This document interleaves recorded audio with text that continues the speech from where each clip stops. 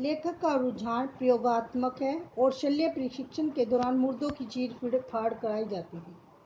सुश्रुत ने शल्य क्रिया के औजारों का जिक्र किया, साथ ही ऑपरेशन का भी, जिसमें अंगों को काटना, पेट काटना, ऑपरेशन से बच्चे को जन्म दिलाना, मोतियाबिंद का ऑपरेशन आदि सब शामिल है। घाव के जीवाणुओं को धुआं देकर मारा जाता था। ईसा पूर्व 3री सदी में जानवरों के अस्पताल भी थे। यह जैन और बौद्ध धर्म का प्रभाव था, जिनमें अहिंसा पर बल दिया जाता। महाकाव्यों के युग में अक्सर वनों में एक तरह के विश्वविद्यालयों का जिक्र किया गया है। ये कस्बे या शहर से बहुत दूर नहीं होते थे। इनमें प्रसिद्ध विद्वानों के आसपास शिक्षा प्रशिक्षण के उद्देश्य से लोग इकट्ठे होते थे। शिक्षा में तरह तरह के विषय शामिल थे, जिनमें सैनिक प्रशिक्षण भी होता था। इन वनाश्रमों को इसलिए पसंद किया जाता था क्योंकि यहाँ शहरी जीवन के आकर्षणों से बचाकर विद्यार्थियों के लिए नियमित और ब्रह्मचर्य का जीवन बिताना संभव होता था। कुछ वर्ष तक यहाँ प्रशिक्षण के बाद उनसे अपेक्षा की जाती थी, एक्सपेक्टेशन, अपेक्षा माने एक्सपेक्टेशन, कि वे वापस लौटकर गृहस्थ और नागरिक जीवन बिताएं। इन वन शिक्षालयों में प्राय छोटे छोटे गुट रहते थे। गो की इस बात के संकेत मिलते हैं कि लोकप्रिय अध्यापक बड़ी संख्या में विद्यार्थियों को आकर्षित करते थे। बनारस हमेशा शिक्षा का केंद्र रहा। बुद्ध के समय में भी वह प्राचीन केंद्र माना जाता था, किंतु उत्तर पश्चिम में आधुनिक पेशावर के पास एक प्रसिद्ध विश्वविद्यालय तक्षशिला था।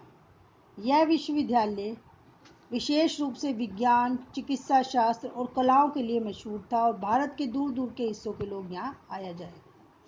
तक्षशिला से स्नातक होना सम्मान और विशेष योग्यता की बात समझी जाती।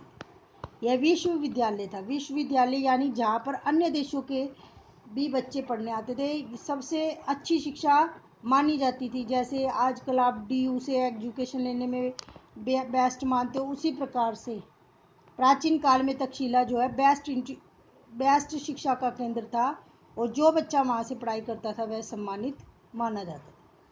चिकित्सक यहाँ के आयुर्विज्ञान विद्यालय से पढ़कर निकलते चिकित्सक यानी डॉक्टर, उनकी बड़ी कद्र होती थी। कहा जाता था कि जब कभी बुद्ध बीमार पड़ते थे तो उनके भक्त इलाज के लिए एक मशहूर चिकित्सक को बुलाते थे, जो तक्षशिला का स्नातक था। स्नातक यानी तक्षशिला में पढ़ने वाला। ईसा पूर्व 6ठी शताब्दी के महान व्याकरणक पाणिनि ने भी यही शिक्षा पाई थी। इस तरह तक्षशिला बुद्ध से पहले ब्राह्मण शिक्षा पद्धति का विश्वविद्यालय था। बौद्ध काल में यह बौद्ध ज्ञान का केंद्र भी बन गया था। सारे भारत में सीमा पार से बौद्ध विद्यार्थी यहाँ खींचे चले आते थे। यह मौर्य साम्राज्य उत्तर पश्चिमी सूबे का मुख्यालय था। उस दूर अतीत के भारतीय कैसे थे? हमारे लिए इतने पुराने और हमसे इतने भिन्न समय के बारे में कोई धारणा बनाना कठिन है। फिर हमें जो जानकारी उपलब्ध हुई है उसके आधार पर एक धुंधली सी तस्वीर सामने उभर कर आती है। वे खुले दिल के, आत्मविश्वासी और अपनी परंपराओं पर गर्व करने वाले लोग थे। रहस्य की खोज में हाथ पैर मारने वाले, प्रकृति और मानव जीवन के बारे में बहुत से प्रश्नों से बनाई हुई मर्यादा और मूल्यों को महत्व देने वाले, पर जीवन में सहज भाव से आनंद लेने वाले और मौत का लापरवाही से सामना करने वाले लोग थे।